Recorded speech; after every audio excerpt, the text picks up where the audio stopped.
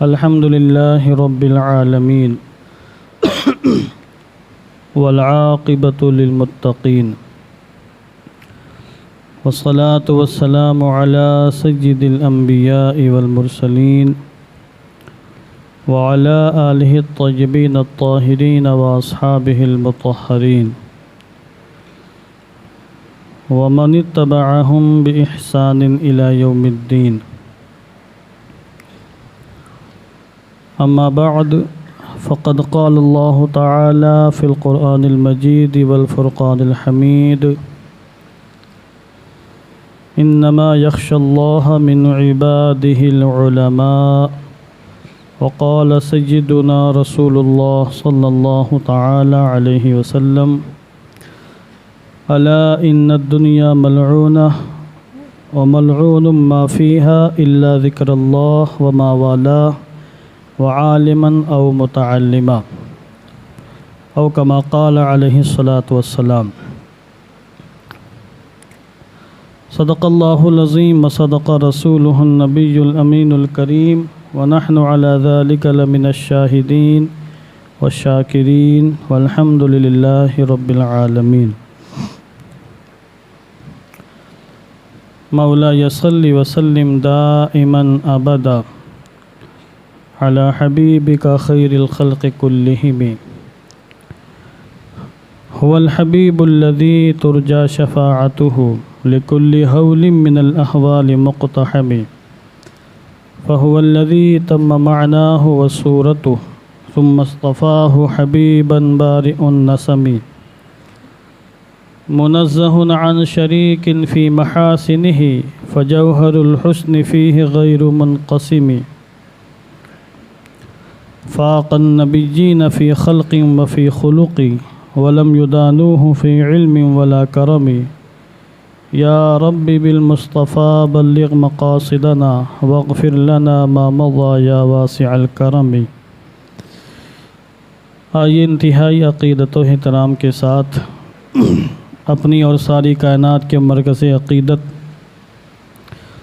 حضور رحمت عالم جان عالم فخر بنی آدم سید الانبیاء والمرسلین ارواحنا فداہ جناب محمد الرسول اللہ صلی اللہ تعالی علیہ وسلم کے مقدس بارگاہ میں درود پاک کا ہدیہ محبت پیش فرما لیں. اللہم صلی علی سیدنا شفیعنا حبیبنا مولانا محمد مبارک وسلم صلاۃ و سلاما علیک یا رسول اللہ صلی اللہ تعالی علیہ وسلم. اللہ رب العزت کی توفیق اور اس کے فضل و کرم سے آج ہم اس کی بارگاہ میں حاضر ہیں، اور ماہ رمضان کے بعد یہ تیسرا جمعہ ہے، اور عید الفطر کے بعد یہ پہلا موقع ہے کہ میں جمعۃ المبارکہ کے موقع پر آپ حضرات کے روبرو حاضر ہوں. اللہ عز و جل ہم سب کی حاضری قبول فرمائے. میں دیکھ رہا ہوں کہ کئی حضرات نیند کے مزے لے رہے ہیں، اونگ رہے ہیں، بہت سے لوگوں کو جمائیاں آ رہی ہیں، لہذا ایسے حضرات بلکہ ہم سب پڑھ لیں لا حول ولا قوت الا باللہ العلی العظیم.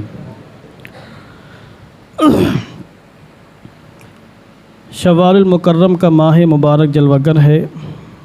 آج 16 تاریخ ہے. یہ ماہ مبارک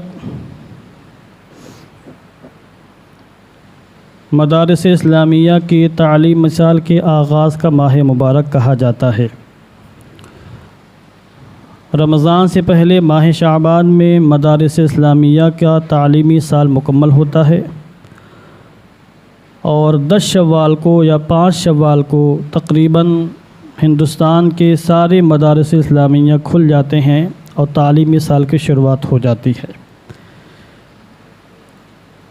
طالبان علوم نبویہ کے نورانی قافلے اپنے وطن سے نکل کر مدارس پہنچ رہے ہیں. بہت سے خوش نصیب طلباء پہنچ بھی چکے ہیں، اور بہت سے مدارس میں باضابطہ تعلیم کا آغاز بھی ہو چکا ہے.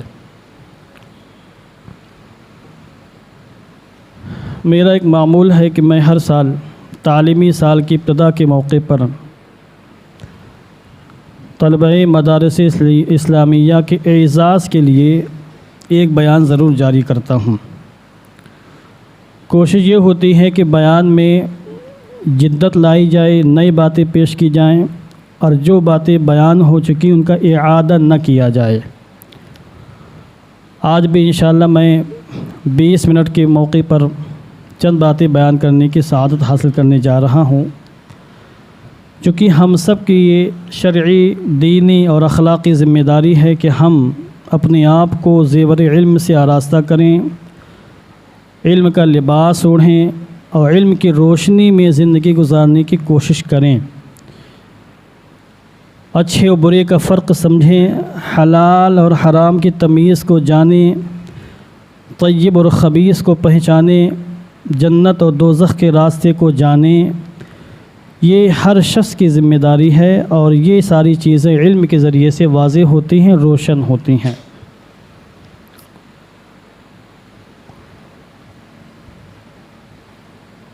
طالبان علوم نبویہ علم دین کے حصول کے لیے اپنے گھر بار کو، اپنے وطن کو چھوڑتے ہیں، ماں باپ کی محبت کو قربان کرتے ہیں اور گھر کے اندر جو ان کو سکون مل سکتا تھا اس سکون کو، اس راحت کو وہ قربان کر دیتے ہیں۔ اور یہ کوئی نئی بات نہیں ہے، صحابہ کرام رضوان اللہ تعالی علیہم اجمعین کے زمانے ہی سے ایسا چلتا آ رہا ہے۔ حضور رحمت عالم جان عالم علیہ الصلاۃ والتسلیم کے وصال کے بعد بہت سے مسلمان جو صحابی نہ تھے، تابعی تھے، انہوں نے علم دین کے حصول کے لیے صحابہ کرام کی بارگاہوں کا رخ کیا، ان کی مجلسوں میں گئے، ان کی مجالس اور محافل میں بیٹھ کر احادیث کریمہ سننے کا شرف حاصل کیا۔ ایک صحابی ہیں ابو الدرداء رضی اللہ تعالیٰ عنہ، یہ ملک شام میں جا کر بس گئے تھے، دمشق میں۔ ان کے پاس مدینہ منورہ سے ایک صاحب تشریف لے گئے، لمبا سفر کر کے اور حضرت ابو الدرداء کے پاس پہنچے۔ یہ جامع ترمذی کے اندر روایت موجود ہے، تفصیلی روایت ہے۔ حضرت ابو الدرداء نے پوچھا کہ آنے کی وجہ کیا ہے، کیوں تشریف لائے؟ اب آپ سوچیں، مدینہ منورہ سے چل کر دمشق جانا یہ کوئی معمولی کام نہ تھا۔ اس زمانے میں سفر کی بڑی صعوبتیں تھیں، دشواریاں تھیں، مشقتیں تھیں، اتنی آسانی نہ تھی۔ ابو الدرداء نے پوچھا کہ آنے کی وجہ کیا ہے، کیوں آئے، کیا کوئی حاجت ہے؟ کہا نہیں۔ کیا آپ تجارت کرنے کی غرض سے آئے ہیں؟ کہا نہیں۔ پھر کیوں آئے ہیں؟ کہا کہ آپ صحابی رسول ہیں، آپ کو رسول پاک صاحب الاولاق کی صحبت کا شرف حاصل ہے، ہم آپ کے پاس ایک حدیث سننے کے لیے آئے ہیں، ایک ایسی حدیث جو ہمیں مدینہ منورہ میں نہ مل سکی، اور مجھے معلوم پڑا کہ وہ حدیث پاک آپ کے پاس ہے اور آپ نے اپنے مقدس کانوں سے آقا کریم علیہ الصلاۃ والتسلیم کی زبان اقدس سے اس حدیث پاک کو سماعت کیا ہے، فقط اس حدیث پاک کو سننے کی غرض سے میں حاضر ہوا ہوں۔ بہت بڑی بات ہے۔ ہمارے اسلاف کرام ایک ایک فقہی مسئلے کو حاصل کرنے کے لیے، ایک ایک حدیث سننے کے لیے، علم کی ایک بات حاصل کرنے کے لیے مہینوں کا سفر کر لیا کرتے تھے اور ماتھے پر شکن نہیں آتی تھی۔ اور ہمارا حال یہ ہے کہ چراغ تلے اندھیرا، کسی علاقے میں کوئی بڑا ادارہ قائم ہو تو آس پاس والے علم سے محروم رہتے ہیں، ان کو سیکھنے کی توفیق نہیں ملتی ہے۔ ابو الدرداء رضی اللہ تعالیٰ عنہ کو بڑا تعجب ہوا کہ واقعی اسی کام کی غرض سے آئے ہو، یعنی حصول علم کے لیے یہاں آئے ہو، مدینہ منورہ سے مشقتیں برداشت کرتے ہوئے، جانوروں پر سفر کرتے ہوئے یہاں آئے ہو، کوئی کام نہیں ہے، کوئی تجارت اور کوئی بزنس کرنا نہیں ہے؟ کہا نہیں حضور، بس یہ حدیث پاک جو آپ کے پاس موجود ہے اسی کو سننے آئے ہیں۔ اب وہ حدیث پاک کیا تھی اس کا ذکر تو جامع ترمذی کے اندر نہیں ہے، البتہ جب انہوں نے سنا تو ابو الدرداء رضی اللہ تعالیٰ عنہ نے کہ یہ بندہ مومن اتنا مضبوط ہے، اتنا توانا، اس کا ایمان اتنا پختہ ہے کہ ایک حدیث پاک کے سننے کی تڑپ اسے مدینہ منورہ سے یہاں لائی ہے، تو آپ نے بشارت دیتے ہوئے ایک حدیث پاک سنائی، اور یہ وہی حدیث پاک جو بارہا میں نے سنائی ہے آپ حضرات کو، علماء سے سماعت کیا ہوگا۔ حضرت ابو الدرداء کہتے ہیں اگر یہ بات ہے کہ تم ایک حدیث پاک سننے کے لیے یہاں آئے ہو تو سنو، پیغمبر اعظم نور مجسم علیہ الصلوۃ والتسلیم نے تم جیسے لوگوں کو بشارت دیتے ہوئے فرمایا ہے، من سلک طریقا یبتغی فیہ علما سلک اللہ بہ طریقا الی الجنہ، جو شخص بھی کسی ایسے راستے پر چلے کہ جس راستے پر چلنے کا مقصد علم دین کو تلاش کرنا ہے، علم دین کو حاصل کرنا ہے، تو اللہ اس کے لیے جنت کے راستے کو آسان فرما دیتا ہے۔ اس کے بعد اب یہ حدیث پاک کئی الفاظ میں مروی ہے اور کتب احادیث کے اندر موجود ہیں، کہیں سلکہ ہے، کہیں سہلا ہے، کہیں سہلا ہے، مختلف قسم کے الفاظ موجود ہیں۔ میں نے جامع ترمذی کی روایت پیش کی، اب یہ تفصیلی روایت ہے۔ اس کے بعد حضرت ابو الدرداء نے مزید بشارت دی اور یہ فرمایا، مزید حضور رحمت عالم جان عالم نے فرمایا ہے، وَإِنَّ الْمَلَائِكَةَ لَتَضَعُ أَجْنِحَتَهَا رِضًا لِطَالِبِ الْعِلْمِ، اور فرشتے طالب علم کی، طالبان علوم نبویہ کی خوشنودی کے لیے، ان کو خوش کرنے کے لیے یا ان سے خوش ہو کر اپنے پروں کو بچھا دیتے ہیں۔ یہاں پر محدثین نے دونوں قسم کی تشریحات کی ہیں۔ ایک ترجمہ تو یہ ہے کہ جب فرشتے اپنے نورانی پر سے اڑتے ہوئے جا رہے ہوتے ہیں اور کسی بھی طالب علم کو دیکھتے ہیں جو علم دین کی تلاش میں گھر سے باہر نکلا ہے، تو فرشتے اپنے بازوؤں کو سمیٹ لیتے ہیں۔ ایک مفہوم یہ ہے، یہ تعظیم و تکریم کا ایک طریقہ ہے۔ آج بھی ہمارے ہاتھوں کو ایسے کر لیتے ہیں، کوئی دور ہے، ہم زبان سے بولیں گے سن نہیں سکے گا تو ہم دور سے ایسے کر لیتے ہیں، ہم آپ کو عزت دے رہے ہیں اور آپ کو ہم سلام پیش کر رہے ہیں۔ تو فرشتے بازوؤں کو سمیٹ لیتے ہیں، ایک ترجمہ یہ ہے، اور ایک ترجمہ یہ ہے کہ فرشتے ان کے قدموں کے نیچے بازوؤں کو بچھا دیتے ہیں۔ یہ مفہوم بھی شارحین حدیث نے بیان فرمایا۔ اور رضا لطالب علم کے بھی دو ترجمے کیے جاتے ہیں۔ ایک ترجمہ تو یہ کیا جاتا ہے کہ طالب علم کو خوش کرنے کے لیے فرشتے اپنے بازوؤں کو سمیٹ لیتے ہیں اور نیچے بچھا دیتے ہیں، تاکہ جب طلبہ کو یہ معلوم ہو کہ ہماری شان اور ہماری عظمت یہ ہے کہ اللہ کے نوری فرشتے اپنے نورانی پروں سے اڑتے ہوئے جب طلبہ کو دیکھتے ہیں تو بازوؤں کو سمیٹ لیتے ہیں، طلبہ خوش ہو جائیں، ان کو ایک قلبی فرحت اور قلبی سرور حاصل ہو۔ ایک مفہوم یہ ہے کہ طلبہ علم دین کے حصول کے لیے جب گھروں سے نکلتے ہیں اور ماں باپ کی محبت کو قربان کر دیتے ہیں، طرح طرح کی مشقتیں برداشت کرتے ہوئے دور دراز کسی علاقے میں جا کر علم دین کو حاصل کرتے ہیں اور مشقتیں برداشت کرتے ہیں، ان مشقتوں کو دیکھ کر فرشتے ان سے راضی ہو جاتے ہیں، فرشتے ان سے خوش ہو جاتے ہیں اور مارے خوشی کے اپنے بازوؤں کو ان کے قدموں تلے بچھا دیتے ہیں۔ یہ مفہوم بھی شارحین حدیث نے بیان فرمایا۔ اس کے بعد تفصیلی حدیث پاک ہے۔ مقصد یہ ہے کہ یہ طالبان علوم نبویہ کی شان اللہ کی نظر قدرت میں اور پیغمبر اعظم کی نگاہوں میں بہت زیادہ ہے۔ آپ کی نگاہ نبوت یہ دیکھ رہی تھی کہ ایک زمانہ وہ آئے گا کہ ان طلبہ کو حقیر سمجھا جائے گا، ذلیل کیا جائے گا، رسوا کیا جائے گا، ان کی حیثیت نہیں ہوگی، ان کو معمولی حیثیت کا سمجھا جائے گا۔ معاشرے والے، سوسائٹی والے، خاندان والے، علاقے والے، اپنے کہنے والے خود ان کو ذلیل کرنے کی کوشش کریں گے، تو خود آقا دو عالم نور مجسم نے 14 صدیوں پہلے ہی اپنی زبان اقدس سے ان کی عظمت و شان کو بیان فرما دیا ہے۔ یہ علم ہے جو انسانوں کے اندر جگر و گردہ پیدا کرتا ہے، بڑی وسعت پیدا کر دیتا ہے۔ میں آپ کو بتاؤں، یہ میرے تجربے کی بات اور شاید آپ کی بھی تجربے کی بات ہو، حدیثیں سنانا مقصد نہیں ہے، حدیثیں تو صرف میں روشنی لے کر آپ کے سامنے پیش کر رہا ہوں، حدیثیں تو میں بہت سنا سکتا ہوں۔ علم دین کی فضیلت پر نہ جانے کتنی حدیثیں خود مجھے یاد ہیں، ہمارے اسلاف کرام کو کتنی یاد ہو کہ اس کا اندازہ کر سکتے ہیں۔ مقصد یہ ہے کہ احادیث کریمہ سے ہم کو روشنی حاصل ہو، جگر اور گردہ اور وسعت قلبی جو حاصل ہوتی ہے انسانوں کو، وہ علم دین سے حاصل ہوتی ہے۔ علم دین جتنا کم ہوگا تنگ نظری اتنی ہی زیادہ پیدا ہوتی چلی جائے گی۔ اب آپ دیکھیں، آپ کوئی ایک ایسا علاقہ ہو جہاں پر پورے علاقے میں فقط ایک انسان جس کے پاس علم دین ہو، حافظ قرآن ہو، قاری قرآن ہو، علم قرآن اس کے پاس، علم قرات اس کے پاس ہو، یا دیگر علوم و فنون اس کے پاس موجود ہیں، علم دین ہے کسی بھی حیثیت سے اس کے پاس، تو اپنے علاقے کے انسانوں کے حوالے سے اس کی جو سوچ ہوگی وہ سوچ کسی اور کی نہیں ہوگی۔ کسی ایک علاقے میں 10 ڈاکٹر بھی ہو جائیں تو کسی ایک ڈاکٹر کی سوچ یہ نہیں ہوگی کہ ہمارے علاقے میں سب مسلمان جتنے بھی سب ڈاکٹر ہو جائیں، یا ہم فی سبیل اللہ ایسا کام کریں کہ ہماری زیر تربیت رہ کر لوگ فی سبیل اللہ ڈاکٹر بن جائیں۔ ہر ڈاکٹر کی سوچ یہ ہوگی کہ سب لوگ بیمار ہو جائیں، سب لوگ پریشان ہوں، مصیبتوں کے جال بچ جائیں تاکہ ہمارا کلینک چل سکے اور ہماری آمدنی کا ذریعہ ہو سکے۔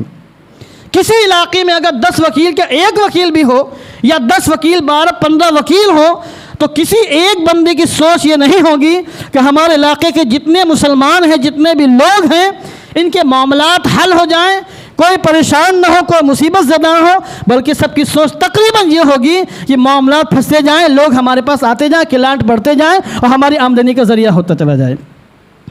کسی ایک بندے کی سوچ ایسی نہیں ہوگی، مگر اگر کسی ایک علاقے میں 10 5 20 25 چھوڑ دیں آپ، ایک بندہ مومن ایسا ہو جس کے پاس علم دین ہے تو اس کی سوچ یہی ہوگی کہ ہمارا علاقہ سدھر جائے، ہمارا علاقہ سنور جائے، ہمارے علاقے کے مسلمان نیک ہو جائیں، صالح بندے بن جائیں، نمازیں پڑھنے لگ جائیں، وہ غلط بیانی سے، غلط کاریوں سے، بدعملیوں سے بچ جائیں، فسق و فجور سے بچ جائیں، وہ جہنمی ہونے سے بچ جائیں، رب تعالیٰ کو راضی کر لیں، اور اس کے لیے وہ کوشش کرے گا، کاوش کرے گا، لوگوں سے ملاقات کرے گا، سمجھانے کی کاوش کرے گا، مدرسہ قائم کرے گا، اس کے لیے سیٹوں کے پاس جا کر چندہ کرے گا، اپنے آپ کو ذلیل کرے گا، مگر اپنے علاقے کے مسلمانوں کو چمکانے کی پوری کوشش کرے گا۔ یہ جگر آپ کو کہیں نہیں ملے گا۔ یہ جگر کیسے حاصل ہوتا ہے؟ علم دین کے ذریعے سے حاصل ہوتا ہے۔ میں سب کی بات نہیں کر رہا، مگر جن کے اندر خلوص ہے، جن کے اندر للہیت ہے، جو رب کی رضا چاہتے ہیں، آخرت کو سنورنا چاہتے ہیں، اگر ایسا کوئی عالم ہے تو وہ یقیناً انسانی معاشرے کو دیکھ کر اور بدعملیوں کو دیکھ کر اس کا کلیجہ پھٹنے لگ جاتا ہے، اور پھر وہ اس کو تکلیف اور مشقتیں برداشت کرنی پڑتی ہیں، پھر وہ کاوش کرتا ہے کہ ہمارا علاقہ سنور جائے، سدھر جائے۔ یہ جگر کسی کے اندر نہیں ہوتا۔ اس لیے آقا کریم علیہ الصلوۃ والتسلیم نے ان لوگوں کی عظمت و شانوں کو بیان فرمائے جو علم دین کی تلاش کے لیے گھر سے باہر نکلتے ہیں۔ ایک حدیث پاک میں پڑھ رہا تھا، جامع ترمذی کے اندر وہ بھی روایت موجود ہے۔ آقا دو عالم نور مجسم علیہ الصلوۃ والتسلیم نمازوں کے بعد دعائیں مانگا کرتے تھے تاکہ ہمیں دعا مانگنے کا طریقہ آ جائے، سلیقہ آ جائے۔ فجر کی نماز کے بعد آپ کا یہ معمول تھا کہ آپ ایک دعا مانگا کرتے تھے، عام طور سے وہ دعا آپ پڑھا کرتے تھے، اللہم انی اسألک علما نافعا ورزقا طیبا وعملا متقبلا۔ یہ دعا آپ علیہ الصلوۃ والتسلیم روزانہ فجر کی نماز کے بعد مانگا کرتے تھے، صحابہ نے اس کو روایت کیا، یہ آپ یاد کر لیں۔ اللہم انی اسألک علما نافعا ورزقا طیبا وعملا متقبلا، 3 چیزوں کا سوال آقا دو عالم اللہ سے کیا کرتے تھے، اور اللہ نے تینوں چیزیں آپ کو عطا فرمائیں۔ پیغمبر ہیں آپ، تمام نبیوں رسولوں کے سردار ہیں، آپ کا عمل بھی اللہ کی بارگاہ میں قبول ہے، آپ کا رزق بھی طیب و طاہر ہے، اور آپ کو بے پناہ اللہ نے علم سے نوازا۔ کائنات میں سب سے زیادہ علم اللہ نے محمد مصطفیٰ علیہ الصلوۃ والتسلیم کو عطا فرمایا، تو حضور رحمت عالم کو دعا مانگنے کی کیا حاجت تھی؟ یہ تو بالکل متفق علیہ عقیدہ ہے کہ سب سے زیادہ علم اللہ نے حضور کو عطا فرمایا، اس کا تو کوئی منکر نہیں ہے۔ اب اس کی کیفیت میں اختلاف ہے کہ اس کی کیفیت کیا ہے، کنڈیشن کیا ہے، اس کو علم غیب کہا جائے گا یا نہیں کہا جائے گا، اس مسئلے میں اختلاف ہے، اس پر میں نہیں جاتا ہوں۔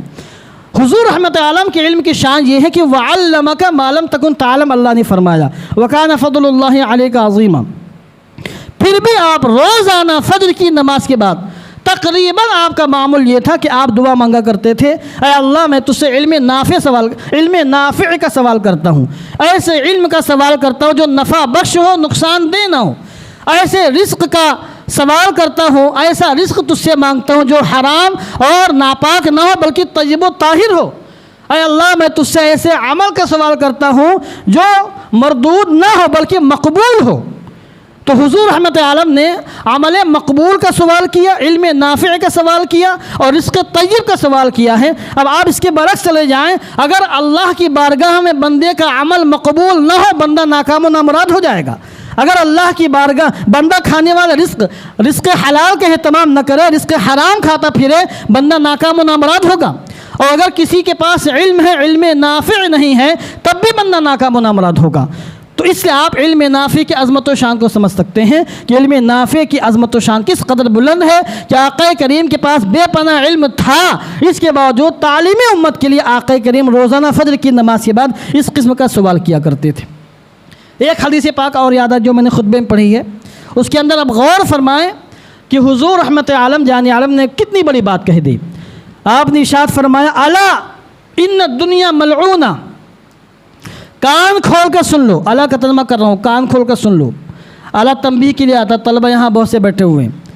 الا سامع کو، مخاطب کو، سننے والے کو متنبہ کرنے کے لیے آتا ہے، تاکہ وہ سو رہا ہو، بیدار نہ ہو یا غفلت کا شکار تو متوجہ ہو جائے، مکمل طریقے سے بیدار مغزی کے ساتھ بات سنیں۔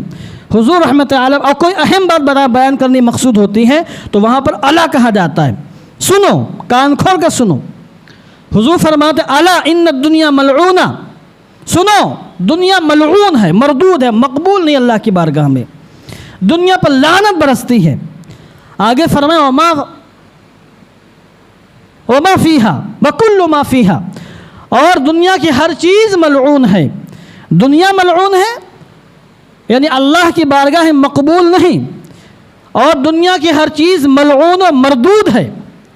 اس کے بعد آگے حضور فرماتے الا ذکر اللہ وما والا، مگر اللہ کا ذکر اور ہر وہ چیز جس سے اللہ محبت فرمائے۔ اللہ کا ذکر مردود نہیں، اللہ کا ذکر مقبول ہے، اور جس سے اللہ محبت فرمائے وہ انسان مقبول ہے، ملعون نہیں ہے۔ یہی حضور رحمت اللہ ساتھی میں عالم متعلم کا ذکر بھی فرمایا ہے، وعالمن او متعلمن، یا وہ انسان جو عالم ہے یا وہ انسان جو علم دین طلب کرنے والا ہے، یہ لوگ ملعون و مردود نہیں ہیں، یہ لوگ اللہ کی بارگاہ میں مقبول ہیں۔ تو یہاں حضور نے جہاں دنیا کے ملعون ہونے کا ذکر فرمایا ہے اور دنیا کی ہر چیز کے مردود ہونے کا ذکر فرمایا ہے اللہ کی بارگاہ میں، وہیں یہاں پر حضور نے جن چیزوں کا استثناء فرمایا کہ یہ چیزیں ملعون اور مردود نہیں ہیں، ان میں اللہ کے رسول نے عالم و متعلم کا ذکر فرمایا ہے۔ اس قسم کی کئی روایتیں ہیں۔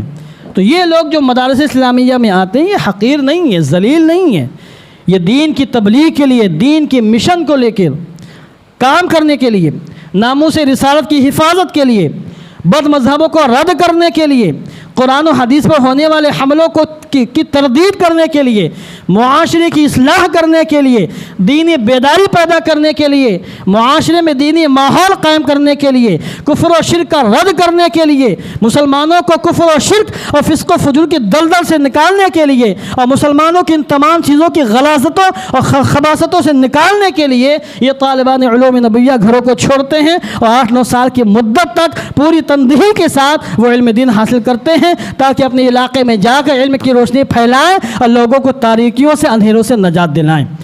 یہ ہے علماء کا کام، اور یہ ہے طالبان علوم نبویہ کی باتیں۔ اور یہ شرف جو طلباء کو حاصل ہوا ہے یہ ان کے عمل کی بنیاد پر نہیں۔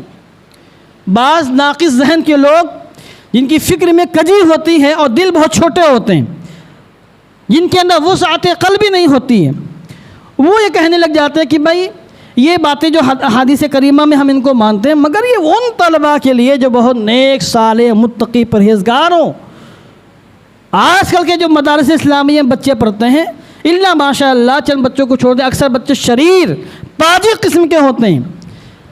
میں یہ کہتا ہوں کہ احادیث کریمہ میں پورے ذخیرے میں کوئی بندہ، کوئی عالم، کوئی بھی انسان جو حدیثیں پڑھ سکتا ہو، کوئی ایک حدیث پاک بھی ایسے نہیں دکھا سکتا ہے جس میں حضور نے طلباء کی عظمت و شان کو بیان فرمایا ہو اور وہاں پر عمل کا ذکر فرمایا ہو، کہ یہ عظمت و شان طلباء کو عمل کی بنیاد پر حاصل ہی نہیں ہوئی ہے۔ یہ عظمت و شان اس لیے حاصل ہوئی ہے کہ وہ علم دین حاصل کر رہے ہیں، ان کے اندر علم دین حاصل کرنے کے جذبات موجود ہیں، وہ خود سنور کر معاشرے کو سنوارنا چاہتے ہیں، وہ ان کے اندر اخلاص ہے، اور اگرچہ ان کے اندر کچھ لاؤبالی پن بھی ہے اور کچھ بچوں سے نادانی اور غفلتیں ہو بھی جاتی ہیں، مگر ان نادانی اور غفلتوں کو قطع نظر کریں، احادیث کریمہ کے ذخیرے میں کہیں بھی آقائے دو عالم نور مجسم علیہ الصلوۃ والتسلیم نے ایسی بات نہیں ارشاد فرمائی ہے جس سے واضح ہوتا ہو کہ یہ فضیلت ان طلباء کے لیے جو نہایت متقی پرہیزگار ہوں۔ یہ فضیلت ان کو ان کے علم عمل کی بنیاد پر حاصل نہیں ہوئی ہے، حصول علم کی طلب کی بنیاد پر یہ فضیلت حاصل ہوئی ہے۔ اس کی میں موٹی سی مثال دے دوں آپ کو۔ ماں باپ کا مقام قرآن کریم نے بیان فرمایا کہ ان کے ساتھ اف نہ کہو، احسان کرو، بھلائی کرو، حسن سلوک کرو۔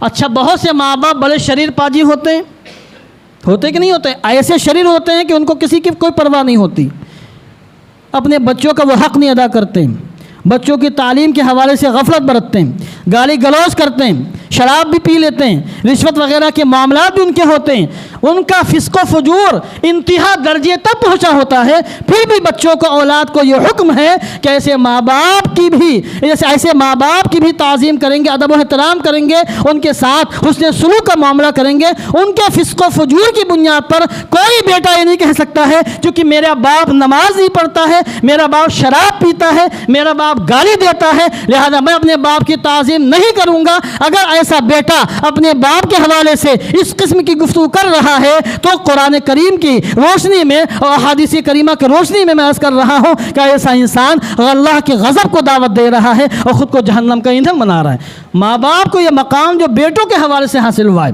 یہ فقط اس بنیاد پر کہ ماں باپ دنیا میں اولاد کے آنے کا ذریعہ اور سبب ہیں، اس وجہ سے اللہ کے رسول نے ماں باپ کی عظمت و شان کو بیان فرمایا۔ ان کی عظمت و شان ان کے عمل کا دخل ہی نہیں ہے۔ ماں باپ کافر اور مشرک بھی ہوں تب بھی اولاد پر واجب ہے کہ ان کے ساتھ حسن سلوک کرے۔ اب آپ دیکھیں وصاحبہما فی الدنیا معروفہ، قرآن کریم کی صاف آیت کریمہ موجود ہے کہ اگر تمہارے ماں باپ مشرک ہو اور تمہیں شرک پر ابھارے تو تم ان کی بات تو نہیں ماننا مگر ان کے ساتھ حسن سلوک کرنا اور بہتر انداز میں زندگی گزارنا۔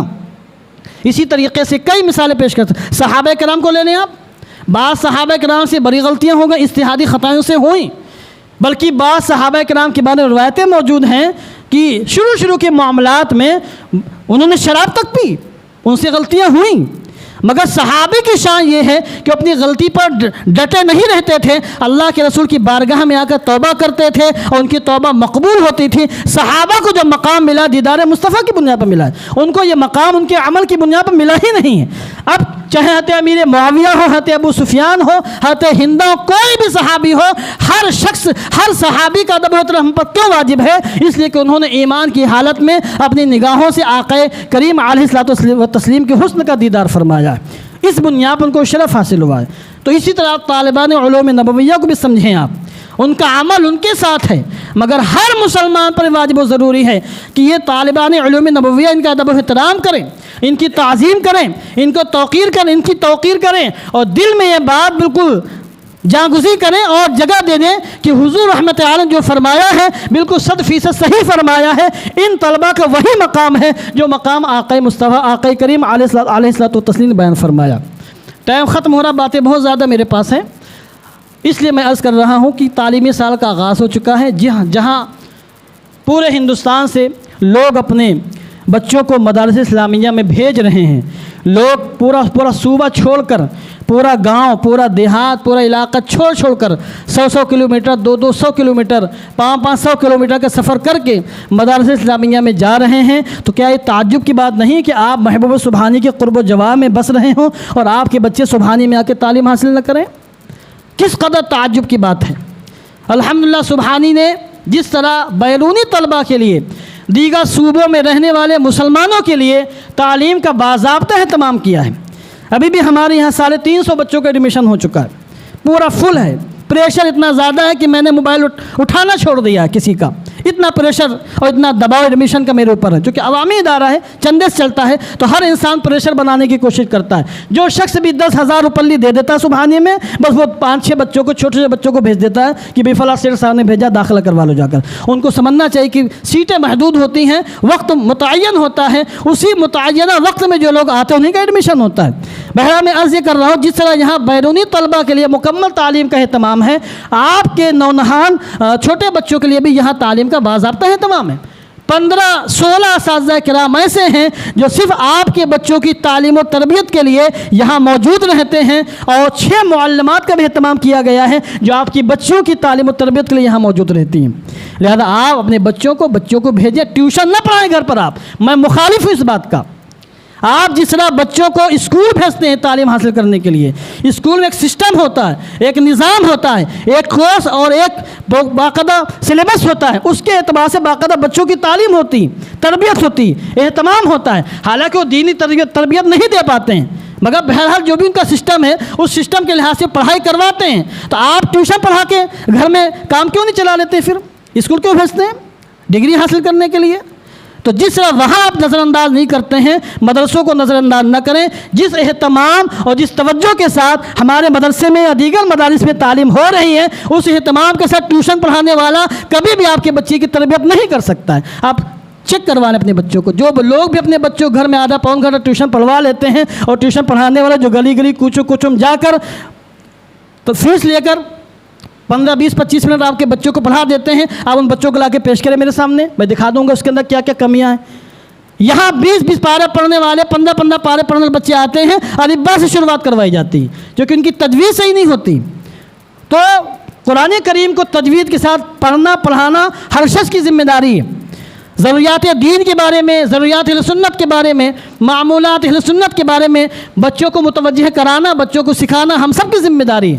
نماز، روزہ، حج، زکوٰۃ، نکاح، طلاق، قربانی، عقیقہ وغیرہ کے جو بنیادی مسائل ہیں، ان مسائل کے حوالے سے بچوں کو آگاہ کرانا ہم سب کی ذمہ داری ہے۔ حسن اخلاق کیا ہے، حسن تربیت کیا ہے، ماں باپ کا ادب و احترام کیا ہے، معاشرے میں کس انداز میں رہنا ہے، انسانیت کے حقوق کیا ہیں، مسلمانوں کے حقوق کیا ہیں، اسلامی اخلاق و آداب کیا ہیں، آقا کریم کی سیرت پاک کیا ہے، صحابہ اہل بیت کے سیرت پاک کیا ہے، بزرگان دین مشائخ اعظام کی سیرت پاک کیا ہے، ان تمام باتوں کے حوالے سے بچوں کو آگاہ کرانا انتہائی ضروری ہے۔ ظاہر سی بات ہے ایک ٹیوشن پڑھانے والا صرف قرآن مجید پڑھا سکتا ہے، یہ تمام باتیں نہیں بتا سکتا ہے۔